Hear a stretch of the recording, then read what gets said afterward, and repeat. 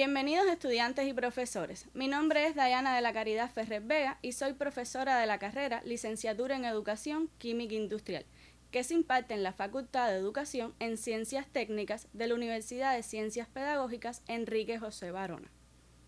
El contenido a desarrollar es el balance de masa en procesos estacionarios donde ocurren reacciones químicas, y el objetivo fundamental es calcular parámetros asociados al balance de masa en procesos estacionarios donde ocurren reacciones químicas, contribuyendo a la concepción científica del mundo. En videos anteriores se estudiaron los aspectos esenciales del balance de masa sin reacción química. Hoy analizaremos aquellos procesos en estado estacionario donde ocurren reacciones químicas. En este caso, se mantienen los programas generales, cuyos pasos son interpretación del problema, determinación de una base de cálculo adecuada, determinación de los grados de libertad y solución numérica del problema. Los procesos estacionarios con reacción química tienen una gran importancia en la industria química. Tal es el caso de la producción de ácido sulfúrico, amoníaco y sistemas de obtención de productos biológicos. Puede afirmarse que en dichos procesos es el reactor el elemento principal. Estos balances permiten el cálculo de rendimiento que se produce, así como la cantidad de productos formados, partiendo de ecuaciones como la del balance de masa total. ¿Qué simplificaciones podemos realizar a la ecuación general para un reaccionante? En este caso, la masa que se acumula de reaccionante es igual a cero, por considerarse un proceso estacionario. La masa que se forma de reaccionante es igual a cero porque él no se produce en la reacción. Por tanto, queda la expresión. Reorganizando la expresión, obtenemos que la masa que entra de un reaccionante es igual a la masa que sale más la masa que reacciona. Este tipo de balance se expresa en términos molares para aprovechar las relaciones que se establecen entre los coeficientes estequiométricos en la ecuación química. ¿Qué simplificaciones podemos realizar a la ecuación general para un producto? En este caso, la masa que se acumula del producto es igual a cero, por considerarse un proceso estacionario. Y la masa que reacciona del producto también es cero, porque éste solo se produce. Por tanto, queda la expresión. Despejando la masa que sale del producto, se obtiene la suma de la masa que entra y la masa que se forma del producto. Para caracterizar un proceso con reacción química es necesario conocer dos parámetros fundamentales. El primero es el porciento de conversión, que se define como la fracción del reactivo que reacciona respecto a la cantidad del reactivo alimentado. Sustituyendo el numerador por la ecuación de balance de masa aplicada a un reaccionante, el porciento de conversión queda de la siguiente forma. El porciento de conversión se define para el reactivo limitante, que es el primero que se agota en la reacción química. Cuando hay dos reactivos y uno de ellos es el limitante, el otro, cuyo contenido sobrepasa la cantidad necesaria en la reacción química, está en exceso. Se define como cantidad teórica a la cantidad de reactivo en exceso necesaria para consumir totalmente el reactivo limitante. Entonces, ¿cómo se define el porciento en exceso? Es la relación entre la diferencia de la cantidad alimentada y la cantidad teórica respecto a la cantidad teórica. Uno de los pasos a seguir es la determinación de los grados de libertad a través de la diferencia entre el número de ecuaciones linealmente independientes y el número de incógnitas. El número de incógnitas es igual a la cantidad de compuestos no definidos en masa de cada corriente, más la cantidad de relaciones de conversión como reacciones tiene el sistema. El número de ecuaciones linealmente independientes se determina como la cantidad de compuestos que tiene el sistema, más la cantidad de composiciones o cantidades definidas independientes que existen, más la cantidad de relaciones particulares. Cuando los grados de libertad son igual a cero, el sistema es perfectamente soluble. Si son mayor que cero, no tiene solución, y al ser menor que cero, faltan datos para determinar la solución. En las reacciones no necesariamente hay 100% de conversión, por lo que es posible adicionar al sistema de ecuaciones aquella que defina la constante de equilibrio químico. A continuación, resolveremos un balance de masa con reacción química. Para el siguiente reactor de obtención de dióxido de carbono, calcula el porciento de conversión y el porciento de exceso. Comenzamos el ejercicio interpretando los datos con la ayuda del diagrama de bloques, donde se destacan las corrientes de entrada, la número 1 y 2, y de salida, la número 3, que contienen a los componentes en estado gaseoso, dióxido de carbono, monóxido de carbono, dinitrógeno y dioxígeno.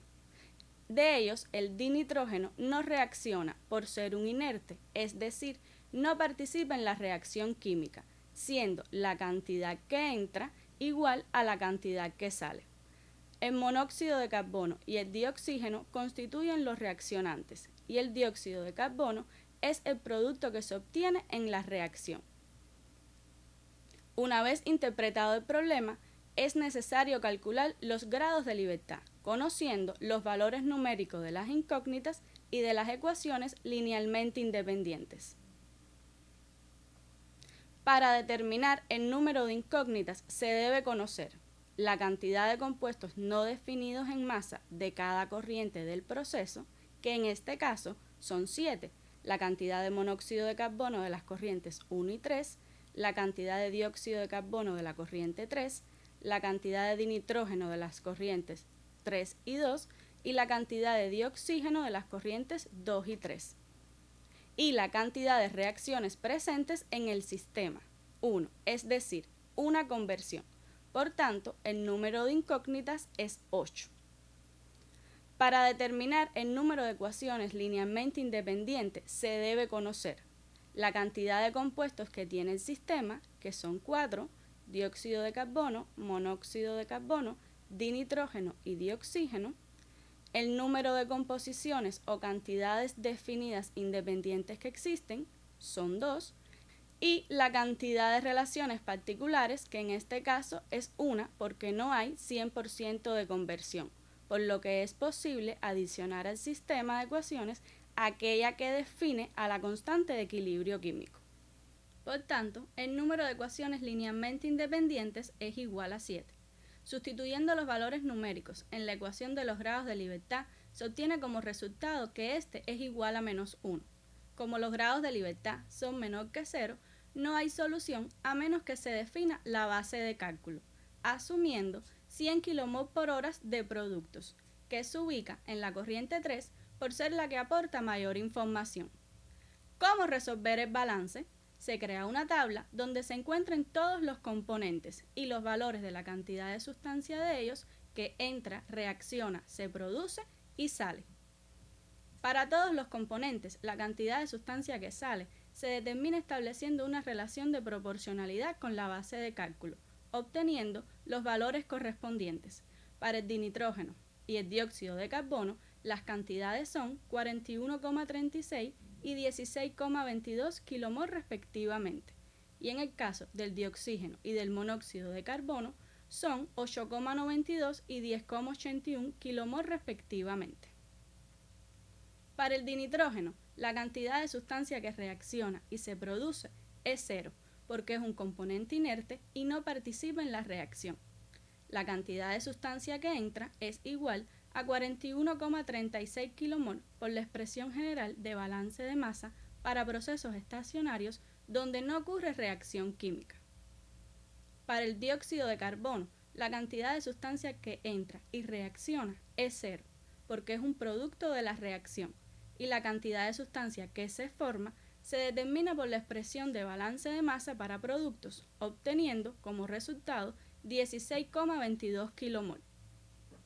Para el monóxido de carbono, la cantidad de sustancia que se produce es 0, porque es un componente que reacciona, y su cantidad de sustancia se determina por la relación de proporcionalidad con los coeficientes estequiométricos del dióxido de carbono y del monóxido de carbono, obteniendo 16,22 kmol. Y para determinar la cantidad que entra, se utiliza la expresión general de balance de masa para reaccionantes, teniendo como resultado 27,03 kilomol.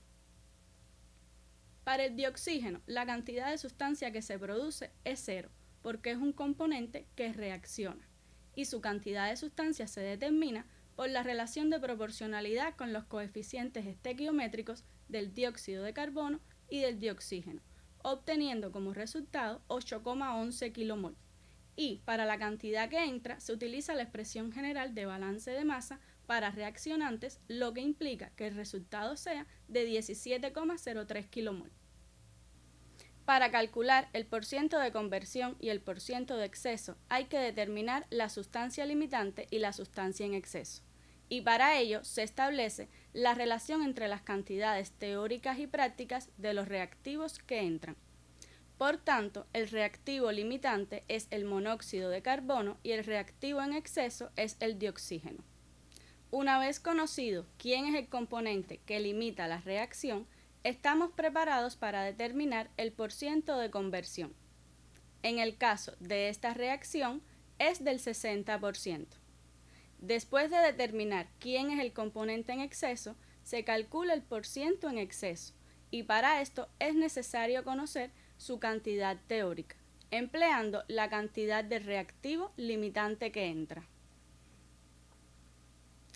Conociendo los valores del porciento de conversión y del porciento en exceso, se puede realizar una caracterización cuantitativa que determina la eficiencia del proceso, garantizando que, entre otros parámetros, reaccione la mayor cantidad posible de reaccionante, elevando así el rendimiento del producto. Hasta este momento hemos visto cómo aplicando la expresión general del balance de masa se puede realizar la técnica del balance de masa en procesos donde ocurren reacciones químicas, determinando parámetros importantes que caracterizan a la reacción química, lo que permite calcular su rendimiento. Tengan presente que pueden profundizar en el estudio de estos contenidos en la bibliografía de la carrera que se encuentra en la página www.ucpejv.edu.cu.